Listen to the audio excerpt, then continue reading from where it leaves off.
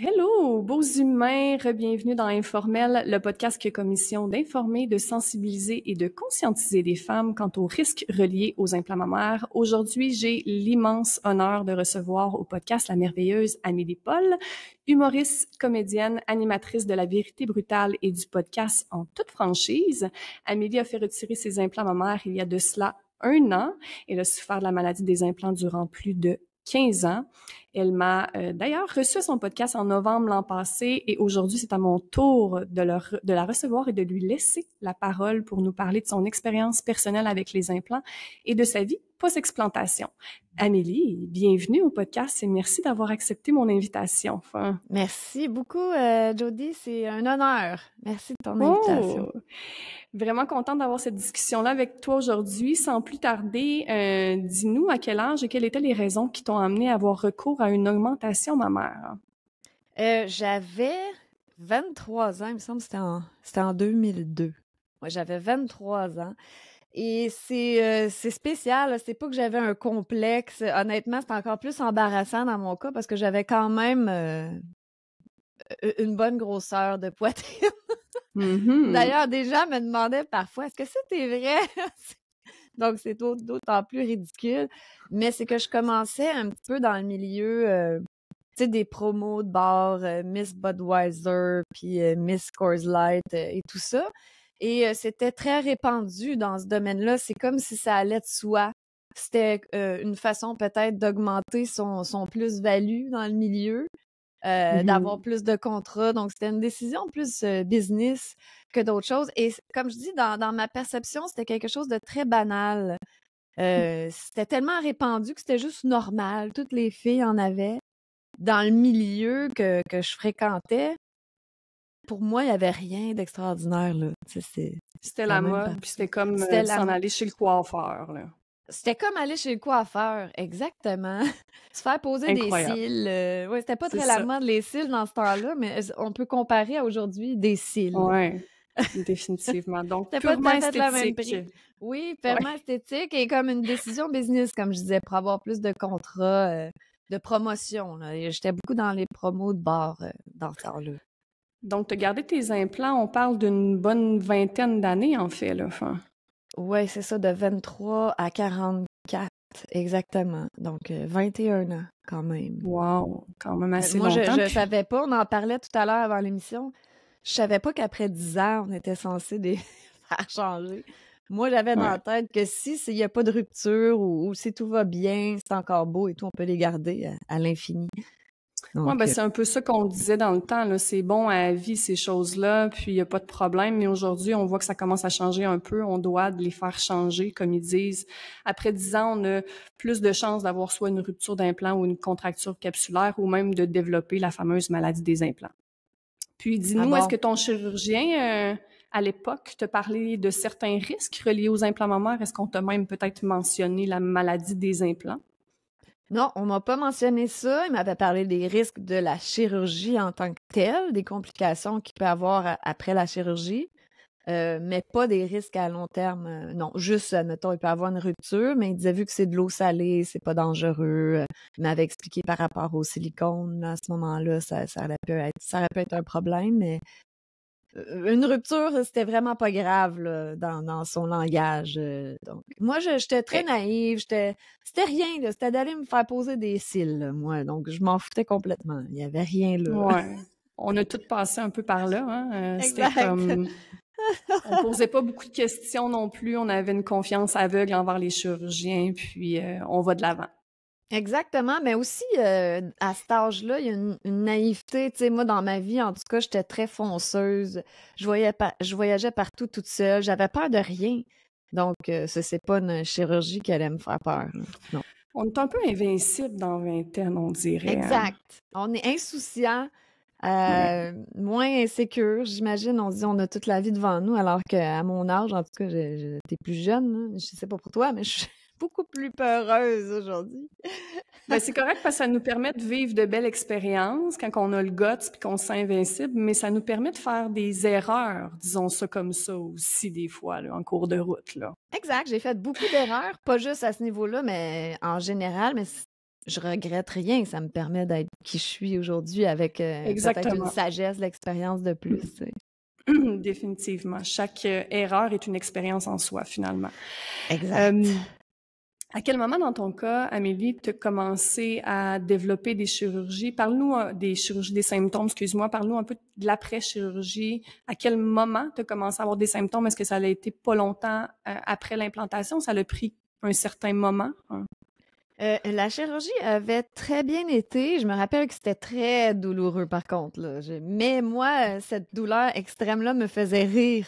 Donc, c'est drôle. Je me rappelle, j'étais même pas capable de me lever ou me coucher dans mon lit.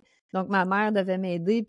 Puis je riais. Là, tu sais, pour moi, c'est pas une douleur qui indique une maladie ou quoi que ce soit. Tu sais, c'est une douleur que, bon, je me suis fait faire une chirurgie, mais c'est quelque chose de positif qui arrive après. T'as des beaux seins, esthétiquement, tu dis, ça va être plus Ça joli. vaut la peine. Ça vaut la peine. Donc, non, la chirurgie, c'était très bien passé. Et ça a été, mon Dieu, quelques années après, que je peux pas avoir la certitude que c'est la maladie des implants. Mais bon, à un moment donné, on se rend compte que, ouais, 1 + 1 = 2, que ça fait du sens. J'ai eu un gros choc émotif, une suite de chocs émotifs que je pense que le terrain était propice. Et puis là, il manquait juste le choc émotif pour déclencher une série de problèmes de santé. Et durant une bonne partie de ma trentaine, j'avais des problèmes de digestion, d'inflammation partout dans le corps. J'avais plus aucune qualité de vie. Moi, ma trentaine a passé comme ça. Ma vie était une perpétuelle quête de retrouver la santé. C'est quoi mon problème? Pourquoi c'est comme ça? Je fouillais, j'ai dépensé des dizaines de milliers de dollars pour aller voir non seulement au niveau de la médecine traditionnelle, au niveau privé. Donc, je payais des cliniques privées. Je me disais peut-être qu'ils vont être meilleurs puis ils vont trouver c'est quoi mon problème. Puis ensuite, ben, ça a été une bonne chose parce que ça m'a permis de découvrir, il y a autre chose. Il y a, tu sais, la médecine naturelle, la naturopathie, tout, tu sais, guérir au niveau émotionnel, spirituel. Bon, tout ça, ça a fait partie de cette quête. Donc, ben, je peux juste remercier la maladie des implants mammaires ou peu importe ce que j'ai eu. Mais ouais, c'est ça. Donc, ça a été une bonne partie de ma trentaine, là, peut-être de 33 jusqu'à 38, 39 ans que j'ai souffert beaucoup. Et j'ai essayé tous les régimes alimentaires. À un moment donné, j'ai essayé crudivore. Je mangeais juste des fruits et légumes crus. Là. J'ai été dans les extrêmes, mais extrêmes. J'ai tout essayé pour retrouver la santé. Tu sais, il y a quand j'ai pratiqué la naturopathie après, parce que j'ai étudié pour devenir naturopathe, puis je voyais des gens, j'ai pas fait beaucoup de consultations, mais je voyais des gens que, admettons, je disais, ouais, tu sais, les produits laitiers, ça crée beaucoup d'inflammation. Essaie une semaine de couper les produits laitiers, tu sais, puis ils me disaient, une semaine sans manger de fromage, mais c'est impossible. Là, je me disais, wow, moi, tout ce que j'ai essayé des années de temps, j'aurais fait n'importe quoi, Jody. Je te dis, là, je me disais, c'est là que j'ai réalisé que la santé puis la guérison, c'est un choix aussi, tu sais. Faut que tu le veuilles. Faut que tu décides. Faut que tu dises aussi que j'arrête de mettre l'accent sur ma maladie, mes problèmes, puis que c'est tellement un processus simple et complexe à la fois, mais c'est là que j'ai réalisé... Faut aussi que tu sois prête à changer puis à délaisser, à laisser ce qui te rend malade, en fin de compte. Parce que c'est pas tout le monde qui est prêt à laisser ce qui les rend malades, là. C'est ça qui est le plus difficile, là. Tout à fait. Mais aujourd'hui, je réalise que c'est autre chose que juste un truc que tu vas manger, tu sais. C'est vraiment un ensemble. Puis il y a beaucoup... les émotions jouent beaucoup là-dedans, mais il faut que tu sois prête à faire l'introspection puis faire le travail puis le cheminement. Que bon, j'ai passé par toutes sortes de chemins sinueux pour y arriver, mais il faut être prêt à faire un changement. Sinon, bonne chance pour la guérison. Mais je pense qu'on peut arriver à guérir pas mal n'importe quoi. J'y crois. On peut pas parler de ça, c'est interdit. Soi-même, là. Ouais, on n'a pas le droit d'utiliser le mot guérir, hein? Ça, c'est réservé à la soi-même. Ouais, C'est ça. mais je pourrais dire pour ramener l'équilibre dans le corps, tu sais, et d'adopter une bonne hygiène de vie. Disons ça, je pense qu'on Ouais. a le droit de dire ces mots-là. Ah, je pense. On va se croiser les doigts. Ouais, c'est ça. Amélie, tes Mais symptômes ouais. ressemblaient beaucoup à niveau problème digestif, hein, de ce que je crois comprendre. Mhm. C'était beaucoup ça qui se passait.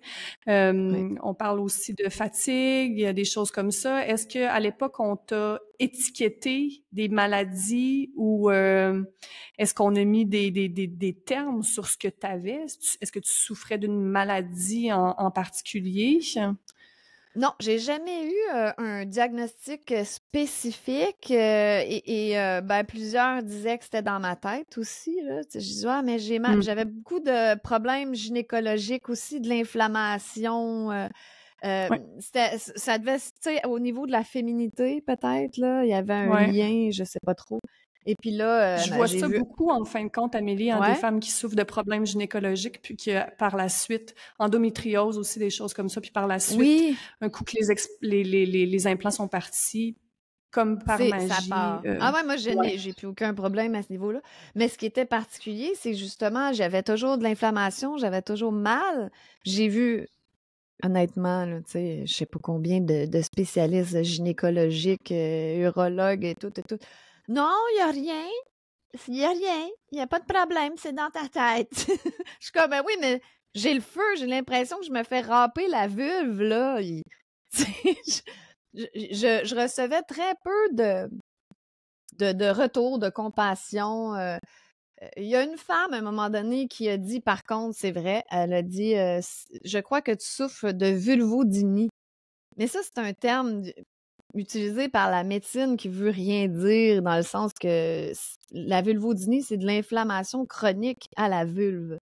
Un peu Donc, comme la fibromyalgie, là, c'est un terme exact. utilisé qui veut dire Qui veut absolument rien. rien, finalement, là, tu sais. Absolument. Même, on me disait, c'est comme un peu la fibromyalgie de la vulve. Ben, tu sais, moi, j'avais mal partout. Fait que, bon, probablement que j'avais de la fibromyalgie plus un bonus de la vulve, là.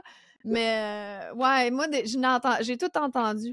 Mais c'est parce qu'eux, ils n'ont pas aussi les notions pour voir que c'est, quand tu digères pas, ben, ça crée toutes sortes de problèmes d'inflammation dans le corps, puis ça jette là où tu as une faiblesse. Moi, de Toute toute part de la évidence, digestion, là, enfin, on et s'entend, j'avais là. certains traumatismes. J'ai vécu des traumatismes aussi au niveau de la vulve, je présume. Et donc, Du j'avais une féminin faiblesse sacré. là. Le féminin sacré, oui. Alors, voilà, je pense que moi, ma faiblesse, ça s'est jeté là parce que j'avais des problèmes digestifs. Quelqu'un pourrait avoir des problèmes d'inflammation dans le dos ou peu importe, Ouais, des problèmes d'eczéma, autres. Mais eux exact. voient pas vraiment le lien avec la digestion. Moi, je buvais un verre d'eau, là. J'étais rendue, là, un verre d'eau, puis j'avais mal, j'avais comme un poids dans l'estomac avec un verre Wow, d'eau. wow. Donc, imagine un repas. Des fois, je pouvais être pliée en deux de douleur à pleurer, là, tellement que... Mais j'avais plus aucune... mon estomac ne produisait plus d'acide chlorhydrique, tu sais, ce qui fait qu'on peut transformer ce qui est dans l'estomac en bouillie pour qu'ensuite ça s'en aille dans l'intestin puis que le corps puisse absorber les nutriments. Moi, il n'y avait pas assez, il n'y avait pas d'acide pour réduire ça en bouillie, donc la bouffe se rendait dans les intestins à moitié digérée, puis non, c'est ça, c'est ce qui crée de l'inflammation, puis l'intestin poreux, je pense, je sais pas comment on appelle ça. Les Ouais. termes sont très loin, là, parce que je fais plus de naturopathie depuis un bout de temps. Là. J'ai un petit peu peur de la chasse aux sorcières que l'on vit de En nos ce moment, jours. au C'est Québec, Canada. Oui, absolument. Puis c'est triste parce que ça fait que, comme moi, ben plusieurs autres ne pratiquent plus. Et ben ça fait que ce beau métier-là, cette Et pratique oui, va... quasiment disparaître, on s'entend, Oui, là. c'est ça. Ou que ça soit comme juste une espèce de marché noir underground. Caché comme c'était il y a des années, quasiment des siècles. C'est comme si on revient en arrière, mon Dieu. Comme si on On faisait avance quelque chose tellement au de... Québec. Ben oui! Comme si on faisait quelque chose de mal, tu sais, On d'aider les utilise les gens. plantes, mais c'est très mal. Oui, oui, c'est très dangereux aussi. Très dangereux. Moi, j'y ai ai goûté, là. J'ai goûté à me faire rouler dans la boue pour des conneries, pour rien du tout, en fait. C'est surréaliste ce qui se passe. Mais ça, bon, c'est un autre Déplorable. sujet. Ouais, c'est vraiment déplorable. Dis-nous, à Voilà. quel moment, Amélie, te fait le lien avec tes implants? Comment t'as entendu parler de la maladie des implants mammaires pour la première fois? Tu sais, même en faisant tes cours de naturopathie, est-ce que ça commençait un peu à te sonner une cloche? Ah, ben, tu sais, j'ai 2 poches toxiques dans mon corps, ça a peut-être un lien ou pas pantoute? Tu sais, Pas parce du que tout. la semaine passée, j'ai reçu une infirmière, puis tu sais, même les gens qui travaillent dans le domaine médical, qui sont censés connaître comment un corps fonctionne, tu sais, connaître que si on implante un corps étranger, ben, 1 plus 1 égale 2. Seigneur, je sais pas comment vous expliquer ça, là. On peut-tu retourner à l'université, s'asseoir un petit peu sur les bancs ou je sais pas? Est-ce qu'à un moment donné, dans tes cours de naturopathie, tu as peut-être fait un lien? C'est comment que tu as eu le déclic, toi, de Hey, c'est peut-être mes implants, là, 20 ans plus tard? Je ris parce que j'ai un peu honte. Parce qu'effectivement, pendant les 3 ans d'études et avant ou après, j'ai jamais eu une cloche qui a sonné. Je pense que j'étais beaucoup pris dans les dogmes comme ça. Tu sais, il y a des dogmes même dans la naturopathie, tu sais. Les dogmes de l'alimentation que moi, là, c'est juste relié à l'alimentation. Tu sais, même au début, je voulais pas voir qu'il y avait des trucs émotionnel là-dedans. Mon chum, lui, il avait déjà fait un processus parce que, étant jeune, il faisait des crises d'angoisse, puis il avait vu une psychologue pour dealer avec ça. Puis il avait fait un grand processus au niveau de ses émotions. Et puis, il essayait de me dire avec diplomatie, je pense qu'il avait remarqué que j'avais un blocage, là, mais tu sais, les émotions, ils ont beaucoup à voir là-dedans, puis peut-être que tu pourrais consulter. Puis, ben non, c'est telle affaire, là, dans mon alimentation. J'étais très Ouais. vraiment prisonnière là-dedans. Fait que mon chum m'avait déjà dit, tu sais, c'est peut-être tes implants. Ah non, ben non. Puis j'allais voir une acupunctrice aussi régulièrement qui m'avait dit, tu sais, les implants mammaires, là, c'est peut-être ça qui cause tes problèmes. Puis pour moi, là, ça rentrait là, ça sortait là, ça avait aucun rapport, là. Donc, non, c'est vraiment au mode, c'est l'été 2022, carrément, ça fait pas longtemps, que j'ai vu un post banal là, sur Facebook, quelqu'un qui parlait de ça. Puis là, soudainement, ça a fait clic, ça a fait « Oh my God, je fais enlever mes implants, c'est ça, c'est tout. » J'ai pas fait de recherche, rien, là. Même le chirurgien m'avait dit « Ah, bon, quand t'as fait tes recherches, t'as dû entendre parler de ça. » Non, j'ai pas fait de recherche, là. Moi, ça m'a juste dit « Tu te fais enlever ça, c'est tout. » Et j'avais un C'est là. sentiment d'empressement. Puis même pas, c'était pas de la peur ou rien. Tu sais, quand ça vient de l'âme, là. Tu sais, quand ça pousse, puis ça dit, ouais, c'est ça, faut que tu fasses, il n'y a pas de doute, puis c'est là, puis c'est tout. Donc, Puis il faut tout de suite, l'écouter, moi, cette voix-là, hein. Faut vraiment exact. l'écouter, cette voix-là, parce qu'il y a plusieurs femmes qui viennent à moi. Souvent, il y a probablement peut-être des femmes qui sont venues à toi aussi après le retrait de tes implants, si t'en as parlé un peu sur les réseaux sociaux. Ouais. Il y a beaucoup de femmes qui ont peur de l'écouter, cette voix-là, hein. Mais si ça règle pas mes symptômes, ben là, mon chum, il veut pas que je me fasse explanter. De quoi je vais avoir l'air? Je suis pas sûre que c'est ça. Tu sais, cette voix-là des Danes qui dit fais-les retirer. Écoutez-la, s'il vous plaît. J'ai même pas pensé à tout ça. Moi, ça a juste dit, ouais, t'enlèves ça. En plus, il y avait la situation à ce moment-là d'incertitude par rapport aux hôpitaux. Puis, tu sais, moi, je me suis pas fait vacciner. Donc, tu sais, je me suis dit, hey, d'un coup, que les histoires de passeport, ça revient. Puis qu'un jour, j'ai des problèmes avec mes implants, puis je peux pas me faire opérer. Ou là, je me suis dit, non, c'est là que ça se passe. Puis ça presse. Ouais, j'avais un sentiment d'empressement, mais comme je dis, c'était bienveillant. C'était pas. Tu sais, quand on a peur, souvent, je dirais c'est plus l'ego qui essaie de nous faire peur. Là, Ouais, il y avait une douceur là-dedans, un empressement, mais quand même bienveillant. Donc, moi, je sentais que c'était mon âme. Fait que j'ai pas fait de recherche, j'ai juste contacté ma naturopathe, Annie Junot, qui est d'ailleurs en procès. C'est une top naturopathe, mais elle est en procès pour une affaire qu'elle s'est fait prendre après 30 ans de pratique. Un client mystère qui l'a spoté à dire un mot de travers. Puis, en tout cas, bon, toute une histoire, c'est un autre dossier, mais une top naturopathe, c'est pour ça. C'est à cause d'elle, d'ailleurs, que j'allais étudier la naturopathie parce que j'allais la voir. Puis je disais, mon Dieu, je veux être comme toi, je t'admire tellement. Je veux être toi. Comment faire pour être toi, Annie? Et je me rappelais qu'elle avait déjà fait un post là-dessus. Et mais c'est drôle, hein? Autant que c'est une naturopathe que j'admirais, qui avait une grande crédibilité à mes yeux, j'avais pas cliqué à ce moment-là. Tu sais, quand on n'est pas dû, on n'est pas dû. Mais là, je me suis rappelée, j'ai Exactement. dit, je vais contacter Annie, voir c'est qui le top chirurgien pour cette opération-là. Elle m'a dit tel nom. Puis j'ai fait OK, merci, j'appelle son bureau, on prend un rendez-vous. Merci, au revoir. Ça a été tout au niveau de ma recherche. Je voulais juste savoir c'était qui le meilleur pour faire ça et c'est tout. Donc, je me suis pas vraiment questionnée plus que C'est ça. un processus aussi, hein. Je pense qu'à un moment donné, on dirait que ça nous frappe en plein visage, puis on fait, ben oui, c'est ça. Puis même moi, C'est je veux tout. dire, à l'époque, j'en avais entendu parler quelques fois, puis c'est drôle parce que quand je parlais aux gens qui me parlaient de je devrais-tu me faire mettre des implants, je leur disais toute la même chose. Fais pas ça. Moi, dès que j'ai l'argent, je vais les faire retirer. Inconsciemment, je leur disais ça, là, sans même réaliser que la maladie des implants existait. C'était mon discours. On dirait que je préparais comme ce moment-là. Puis à un moment donné, ben là, c'est sûr que je suis devenue de plus en plus malade. Fait que ça s'est mis à presser. Puis j'ai fait comme, OK, là, je les fais retirer. Mais je veux dire, je pense qu'on a toujours un peu la puce à l'oreille. Tu sais, on n'est pas tout seul à avoir la maladie des implants. On a l'impression d'être tout seul parce qu'on n'en parle pas dans les nouvelles, puis qu'on n'en parle pas dans les journaux, puis qu'on n'en parle pas nulle part. Parce qu'on voit pas le lien non plus, on ne sait pas. Exact, comment ça peut être là. Moi-même qui ai fait des recherches à pu finir, qui étudie là-dedans, j'ai jamais fait le lien.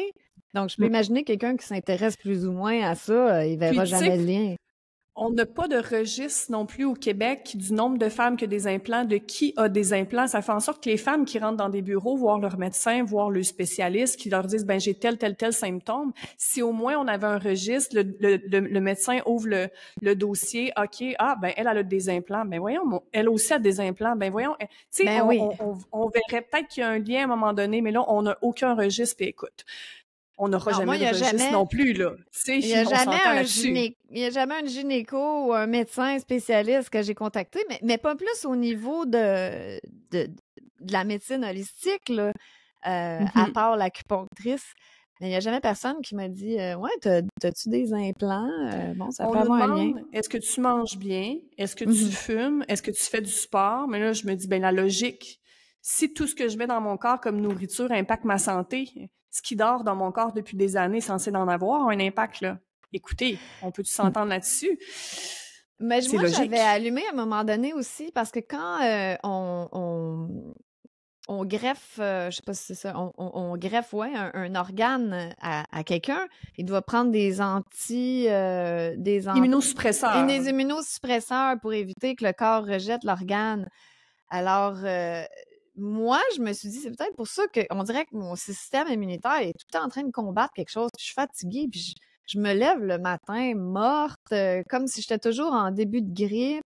Tu sais, il y a peut-être un lien, je sais pas. Moi, ça l'a computé dans ma tête.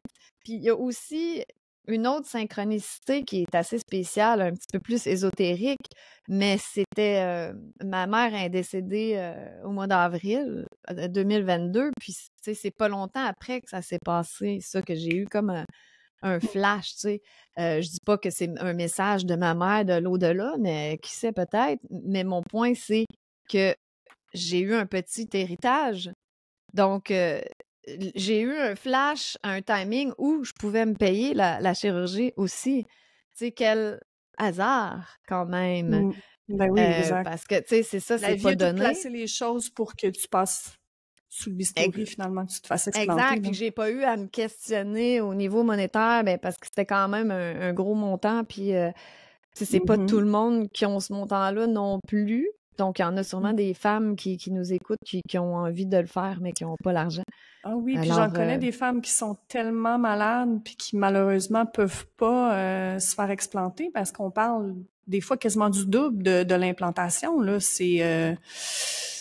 Ah oui, ben moi, dans le temps, là, ça m'avait coûté 4 400 $ en 2003. Wow! C'était comme une aubaine. Ben oui!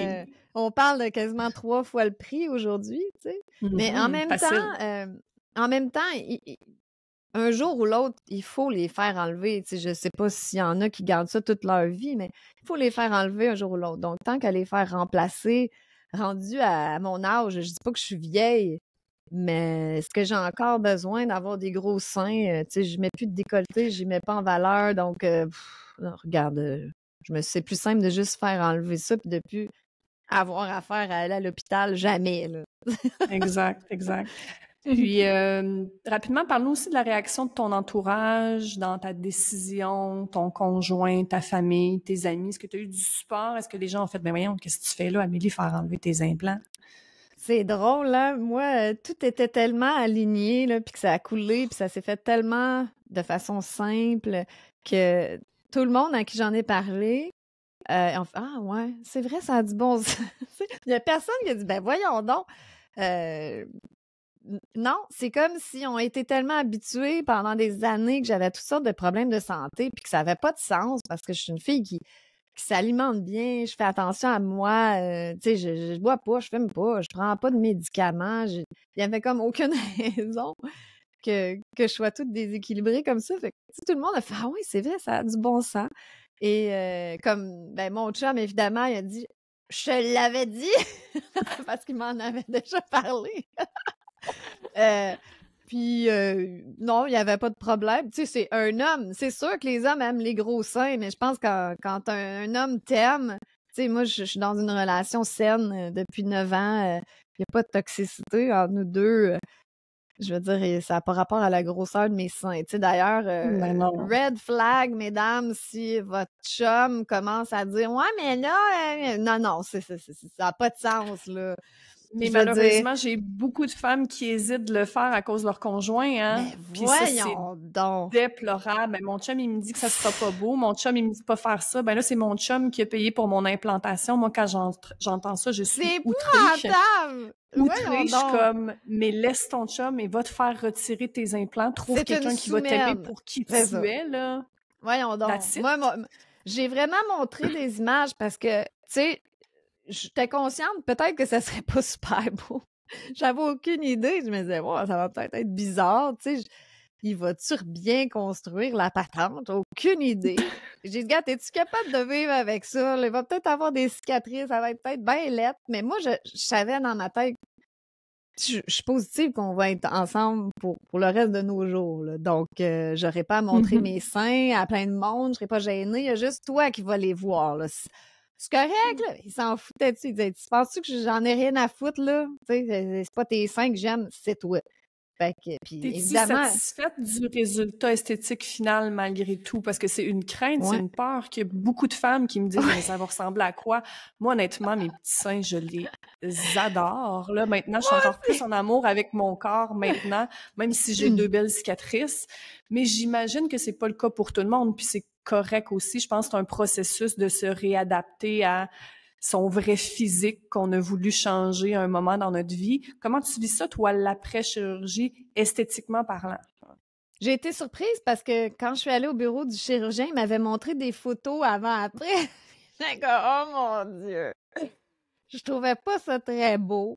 Mais je me suis dit, il faut ce qu'il faut. Honnêtement, j'avais comme fait le deuil d'avoir des beaux seins. Puis j'ai dit, bon, il faut ce qu'il faut, diable. Mon chum m'aime, puis on va être correct. Puis finalement, je suis tellement surprise. Tu sais, parce qu'on pense que c'est juste d'enlever les implants. Tu sais, il y a beaucoup de monde qui m'ont dit, ouais, mais là, ça va l'air de quoi? Parce que ça doit pendre. Mais on s'entend-tu que c'est esthétique? Fait que le chirurgien, il enlève l'implant, mais il te refait une belle job. Ben oui. Fait que moi, je les trouve super beaux. J'ai l'impression d'avoir des seins de petite jeune de 20 ans, là. Tu sais, tout est à la bonne place. Il a tout mis ça beau au bout. Il s'est forcé, là. Fait que je peux rien dire. Ouais, non, je suis très, très satisfaite. Des fois, ça arrive que je suis comme, ouais, c'était beau, mes gros seins, hein. Mon chum, il arrête pas de me niaiser. Il me dit, avec tes petits seins. On a toutes des phases comme ça. Mon chum me dit la même chose pour rire, là. Il rit avec tes petits seins, parce que c'est sûr que ça fait 8 ans qu'il est habitué à mes grosses boules. Fait que là, bon, on fait des blagues avec ça. Puis, hey, tu t'ennuies? Il dit, ah, oui, je m'ennuie de tes grosses boules. Mon chum, la même chose. Bon, c'est ça. Fait qu'on peut en rigoler. On en rit, puis on s'amuse avec ça. Mais non, je les aime bien, oui. Je pense que ça habille mieux. Tu sais, c'est moins compliqué. Ça paraît moins vulgaire aussi. C'est ça. Moi, je me rappelle dans mon époque de DJ là, au Dagobert avec mes mes 2 beaux gros seins de silicone, c'était pas très... je m'en allais pas rencontrer la mère de mon futur époux, là, tu sais. Exact! Mais dans ce temps-là, on voulait mettre le côté sexy à l'avant, puis tu sais, c'était plus dans un monde superficiel. On était les deux dans les bars. Ouais. Aujourd'hui, je suis capable d'exploiter mon côté sexy sans mettre l'accent là-dessus, dans le fond. C'est un petit peu ça aussi. Définitivement. Et si, justement, admettons, c'est rare que je m'habille chic. Moi, je suis plus le genre rockers en jeans, là. Mais si je mets une robe ou quelque chose de plus sexy, ben j'ai l'impression que ça va faire moins vulgaire. Ça va faire plus classe. Oui, définitivement. Non, je suis très contente, franchement. Si tu nous parles maintenant du côté un peu plus santé, comment vas-tu aujourd'hui? Est-ce que tes symptômes sont encore présents? Si oui, à combien de pourcents? Ta digestion, surtout, là, c'était vraiment là, au niveau de ta digestion, que tu avais des problèmes. Comment ça se passe aujourd'hui, 1 an post-explantation? Là, je mange, puis j'ai pas l'impression d'avoir une roche dans l'estomac, ce qui est déjà surréaliste. Ouais. C'est une renaissance. Et mais avant, j'en ai parlé avec mon chum avant l'entrevue avec toi, parce que je me disais, ouais, tu sais, je suis tellement pris dans mes projets, dans tout ça, que je réalise plus. J'ai dit, est-ce que les choses ont changé depuis 1 an? Puis il a dit, ouais, ben je t'entends presque jamais te plaindre que t'as mal au ventre, là, versus avant, c'était au moins 1 fois par semaine que j'étais pliée en 2 de douleur. J'avais des inconforts après chaque repas. Là, depuis 1 an, c'est peut-être arrivé 2-3 fois là, que j'ai eu mal au ventre. J'avais peut-être trop mangé, là, mais beaucoup, tu sais, j'ai plus de problèmes de vulvodynie. J'ai un bon vagin. De la vulve. Voilà, j'ai un bon vagin en pleine santé, tout va bien. Yes! Bon, mais tu sais, comme on en fait des blagues, mais il y a beaucoup de femmes qui souffrent de ces problèmes-là et en silence parce que c'est tabou. Oui. Et même, on n'ose pas parler. Je suis souvent avec des musiciens, moi, à cause de mon travail. Puis tu sais, des fois, des musiciens m'ont confié, ouais, moi, ma blonde a tout le temps des problèmes de ci puis ça. Fait que y a beaucoup de femmes qui souffrent en silence, puis on veut pas le dire parce que ça fait de nous, si on n'est pas bonne à baiser, on vaut plus rien. Ça, c'est dans la mentalité. On dirait que des fois, on a une perception que c'est comme si c'était sale d'avoir des problèmes de vulve. Ouais. Là. Oui, c'est sale, on doit avoir des MTS. Vaginite, c'est ça, exactement. C'est tellement... Donc, c'est sale, puis c'est mal vu, mais les femmes souffrent, puis ils savent pas trop c'est quoi le problème, parce que les gynécologues, ils leur donnent soit des antibiotiques, donc ça empire la situation. Ou du canestin, du canestin. Ouais. Mais du canestin parfumé. Hein? Tout pour aider le pH. Pas, là. Oui, ça l'aide beaucoup, ça. Mais c'est parce que ça règle pas la cause. Qu'est-ce qui fait que tu as des problèmes de vagin? Ben là, bon, sûrement, il y a trop de toxines, trop de déchets, la constipation, de mauvaise digestion. Tu sais, il faut remonter à la cause. Puis beaucoup émotionnel aussi. Là. Oui. Je travaille avec des femmes en suivi privé, accompagnement privé, mais je dis souvent que oui, l'alimentation, l'activité physique, ça fait partie de la santé globale, mais c'est juste 50%. Le 50% restant, c'est tout ce qu'il y a au niveau blessures émotionnelles, les vieux traumas, toutes les émotions qui sont stockées à l'intérieur de nous, qu'on a refoulées, les expériences passées. Tout ça, ça donne des maux, ça donne des tensions, ça donne des maladies, finalement. Là. Quelqu'un qui a subi un abus sexuel, tu sais, moi, c'est mon cas, mais même au-delà de ça, j'ai réalisé que, tu sais, pendant ma vingtaine, je travaillais beaucoup. J'étais comme un objet sexuel à quelque part, tu sais. Parce que je travaillais juste avec mon image, puis, tu sais, je faisais pas de trucs de nudité ou rien, mais quand même, c'était dans les bars, puis c'était l'image, puis la pitoune sexy avec les roses boules. Donc, je pense que ça pouvait peut-être avoir un lien avec ça.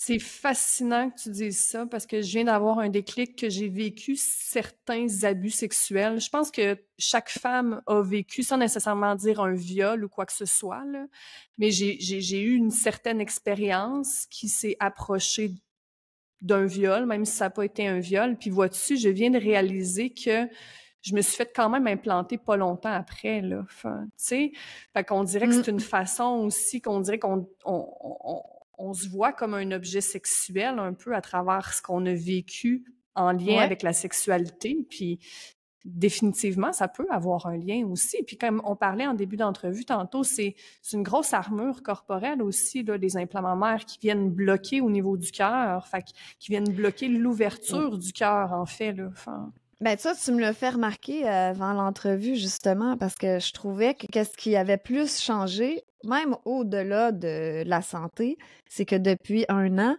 je suis plus alignée avec qui je suis. Les opportunités, tout coule plus facilement. Il y a des choses extraordinaires qui m'arrivent, des choses que j'attendais depuis 20 ans, justement. Puis là, on dirait que tout se concrétise, ma capacité à créer, tu sais, à visualiser puis à le créer. Ma capacité de création, ni plus ni moins, ça va beaucoup mieux. Et puis là, je disais ça à mon chum, je disais là, je pense que tu vas chercher ça loin. Mais je crois que non. Mais non. Je crois que c'est vrai qu'on a quelque chose qui bloque le cœur, on a quelque chose de faux qui n'est pas intègre en nous.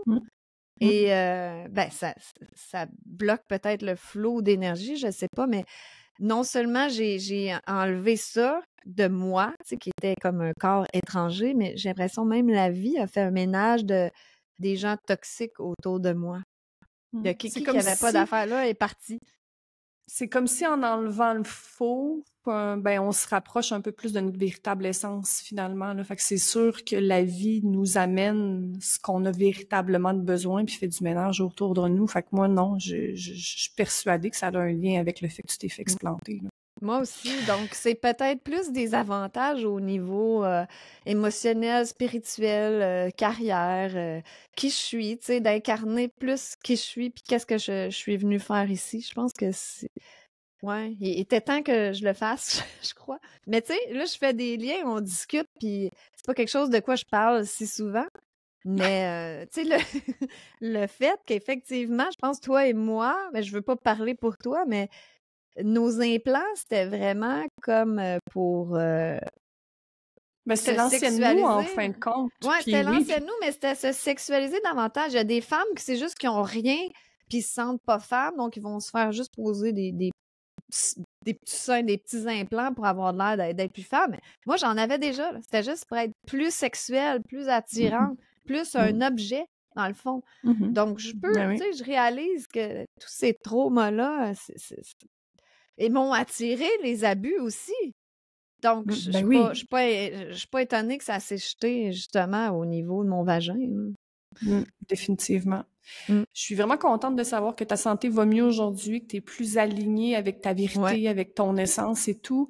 En terminant, j'ai envie de t'entendre si tu avais peut-être un conseil à donner aux femmes qui songent se faire implanter, qui songent se faire poser des implants sans nécessairement vouloir, tu sais, convaincre qui que ce soit parce que à chaque femme son corps, puis les femmes ont le droit de faire amplement ce qu'ils veulent avec leur corps. Mais si, mettons, t'avais une amie, ta meilleure amie qui vient te voir, qui dit, hey, Amélie, il me semble que j'aimerais ça avoir là, deux beaux gros totons, là. Qu'est-ce que tu auras envie de dire? Les deux situations sont arrivées. Des femmes qui avaient les implants, puis qui sont venues me voir, qui ont dit, ouais, je sais pas, je devrais-tu... Bon, ce que je répondais, c'est, écoute, toi, et si tu n'as pas de problème de santé, que tout va bien, tu es aligné dans la vie, tu es en amour, bon, pourquoi faire cette dépense-là? Tu sais, écoute, toi, moi, là, ça a fait bang, puis j'avais plus aucun doute, puis n'importe qui m'aurait dit n'importe quoi, ça n'aurait rien changé. Mon idée était faite. Alors que quand je n'étais pas prête, ben j'avais des signes puis je les écoutais pas. Donc, je pense que ça va être clair. T'sais, attendez que ça soit clair. Si vous le sentez, créez-vous pas des peurs ou des dépenses pour rien non plus, je dirais. Il y a beaucoup d'émotionnel, il y a beaucoup de croyances là-dedans, donc créez-vous pas une peur inutile. Là.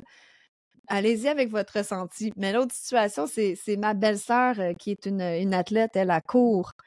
Puis une top coureuse. Elle a pas de sein. Puis elle me disait, tu sais, j'y pensais à m'en faire poser. Puis qu'est-ce que t'en penses? J'ai dit, non. Oublie ça, là. C'est un paquet de troubles, puis tu vas jouer avec ta santé. Puis t'es une athlète. Tu veux-tu vraiment scraper ta santé? Puis tu veux-tu vraiment des grosses boules pour courir? Non. Oublie ça, là. Là, je suis allée vraiment... Oublie ça, là. Mais c'est parce que là, c'est ma belle-sœur, mais quelqu'un qui me connaîtrait pas, que je connais pas, mettons, qui me demanderait ça. Ouais. Je pense que j'y dirais, tu sais, réfléchis, là, pense-y, tu sais, c'est un risque. C'est une chirurgie quand même, là. Il y a toujours un risque, un corps étranger. As-tu vraiment besoin de ça? C'est Moi, drôle je parce me qu'une demande une question qui revient avec la semaine passée, que je pense que je vais dire à tous les podcasts, en fait, c'est une femme qui m'a partagé ça. Puis elle me dit, moi, à chaque fois que j'ai une décision comme ça à prendre, je me demande si je serais toute seule sur une île déserte, est-ce que je me ferais poser des seins? Est-ce que je changerais mes cheveux? Est-ce que je me ferais poser des cils? Hein? Puis c'est là que ça nous amène à réaliser que, hey, mon Dieu, je fais pas vraiment ça pour moi, en fin de compte. Là. Tu sais, c'est plus pour la société, c'est plus pour mon chum, c'est plus parce que je manque de confiance en moi. Tu sais, fait que oui, ouais, je pense que de se poser les vraies questions, de pas faire ça sur un coup de tête, surtout, de prendre d'autres informations que ce que vous dit votre chirurgien, parce que c'est sûr que si vous allez voir votre chirurgien, il va vous vendre une chirurgie. Si vous allez voir un concessionnaire automobile, il va vous vendre un automobile. Donc, de peut-être prendre des informations ailleurs. Puis ce que j'ai aimé que tu as dit aussi, c'est d'être à l'écoute de ce qui se passe à l'intérieur de vous, parce que votre corps le sait eh à oui, c'est ça. 100% s'il y a quelque chose qui cloche à l'intérieur de vous.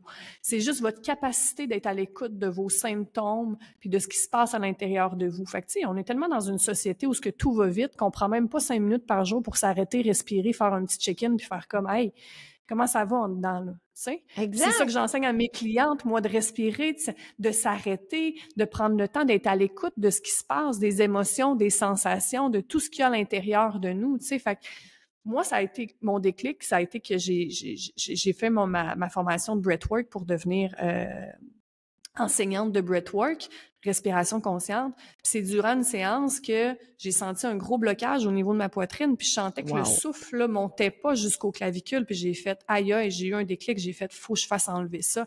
Je sais pas si pour toi ça a été ça, mais dès le réveil, moi, respirer, c'était life-changing. Là. J'avais l'impression que je pouvais prendre plus d'air qu'à l'habitude, puis que je respirais enfin. Là. C'est comme si on s'habitue à mal respirer avec des implants. Là.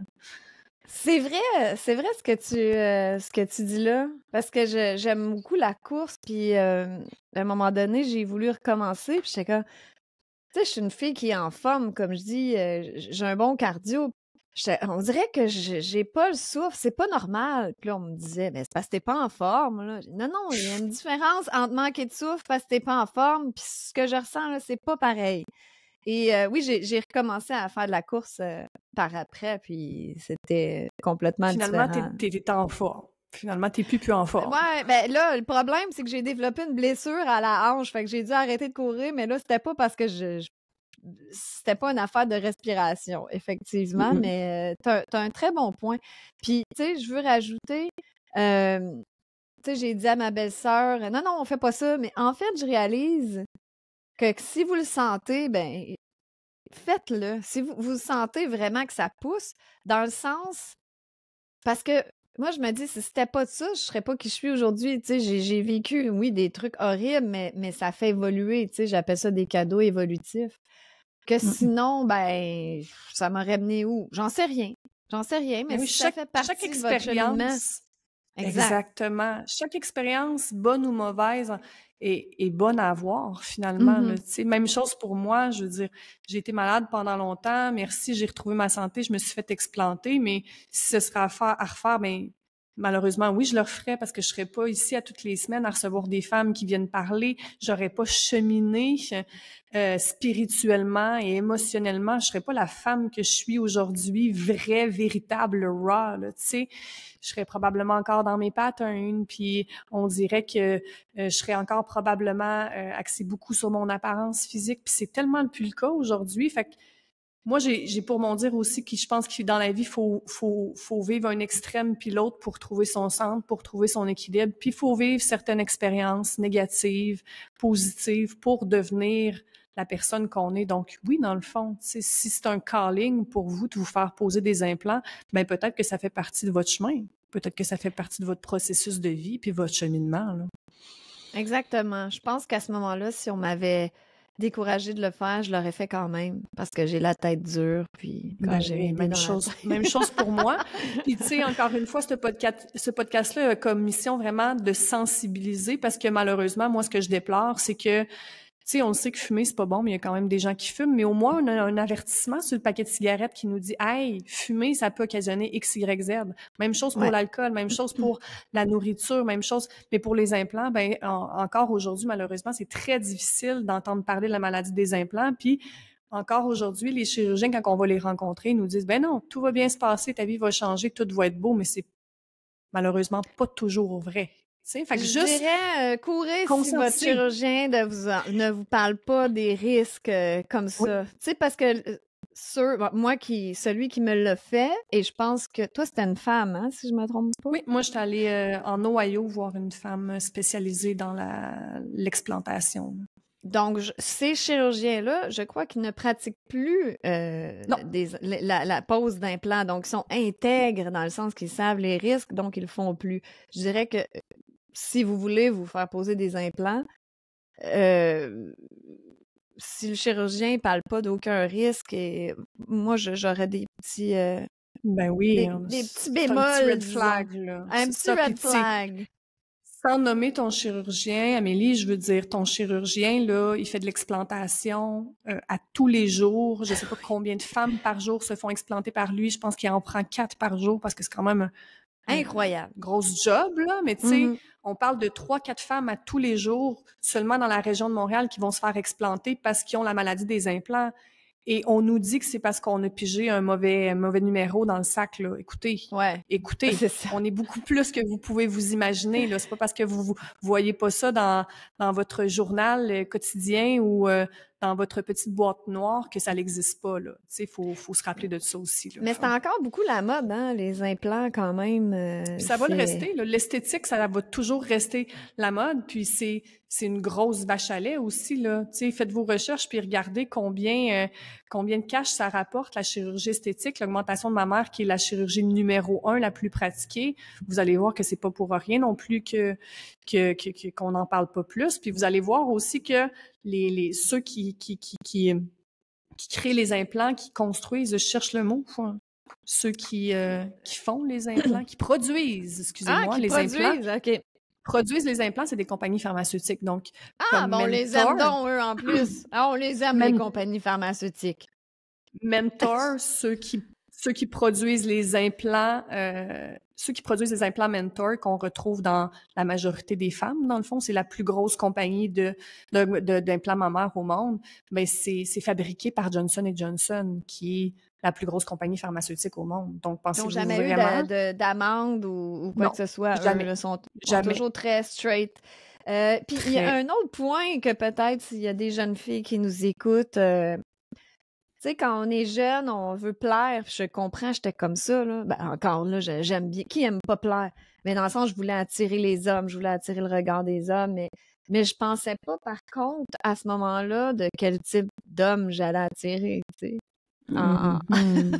Avec des gros seins que je mets en évidence, tout ça, ben, on attire un type en particulier, alors que ben, si on a envie de rencontrer vraiment un homme intègre, l'homme de notre vie, puis quelqu'un qui va faire des blagues avec nous, que même si nos seins sont affreux après la chirurgie, ils vont nous aimer quand même, ben c'est peut-être pas le type d'homme que vous allez attirer, tu sais. Non, ben, cela dit, demandez-vous quel type d'homme vous voulez attirer, dans le fond.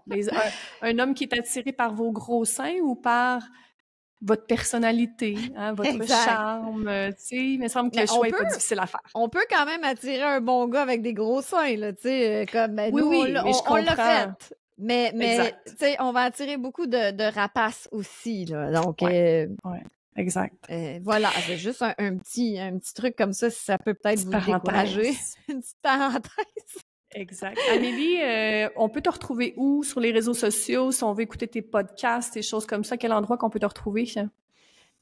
L'idéal, c'est très simple, c'est d'aller à ameliepaul.com. Comme ça, on a tous mes réseaux sociaux, Facebook, Twitter, je suis plus active Tous tes sur... prochains projets aussi, parce que je sais que tu es une fille remplie de projets. On est un peu pareil, moi puis toi, là-dessus. Ouais. Fait que ameliepaul.com pour voir un peu tes podcasts, te Tout suivre ce qui sur se les réseaux passe. sociaux. Mon podcast, Ce qui se c'est passe en dans ta toute vie. franchise sur YouTube.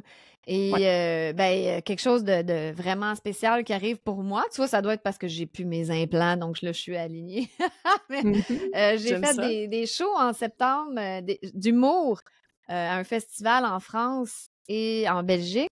Et puis là, en janvier, je m'en vais en Belgique avec Stéphane Cuvelier, qui est un humoriste belge. Et puis, on va écrire mon spectacle que je vais présenter là-bas en Europe. Alors, tu sais, comme plein de Wow. belles choses, plein de bonnes nouvelles qui se passent. Je suis Wow. vraiment contente et excitée. Ouais. Écoute, je suis persuadée que tu vas continuer de cheminer dans ton évolution, d'avoir plein de projets, puis on te souhaite une bonne continuation, hein, plein de succès en fin de compte dans tes projets, puis merci. Merci de cette belle discussion-là. J'apprécie toujours discuter avec toi, puis au plaisir d'avoir une autre discussion sur d'autres sujets, parce que visiblement, on a pas mal le même point de vue sur plusieurs sujets, toi et moi. Absolument. Merci à toi, puis beaucoup de succès dans tes projets aussi. Puis, t'es chanceuse, tout est la belle vie au paradis là, en ce moment. Tu viendras me voir au Nicaragua. Tu prendras une petite Oh semaine, tu mon serais Dieu! dû, là. Oui, vraiment.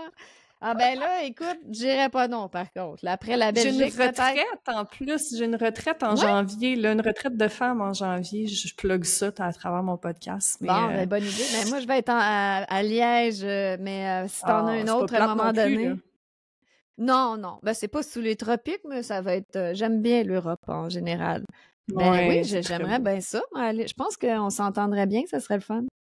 Ben oui, une belle petite retraite spirituelle, là. Écoute, on s'en reparle en privé. Merci, ma belle Amélie. On Avec te souhaite plaisir. une Merci à bonne toi. continuation. Merci à tout Bye. le monde qui ont écouté. Ciao. Bye.